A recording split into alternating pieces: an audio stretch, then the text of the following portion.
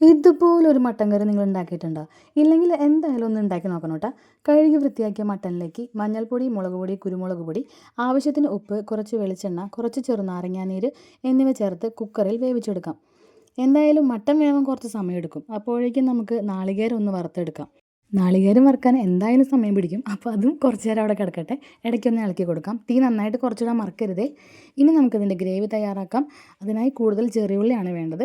ചെറിയുള്ളി, സവാള, ഇഞ്ചി, വെളുത്തുള്ളി, പച്ചമുളക്, കറിവേപ്പില എന്നിവ ഒരു ഗോൾഡൻ കളർ ആവുന്നത് വരെ ഒന്ന് വഴറ്റി കൊടുക്കാം.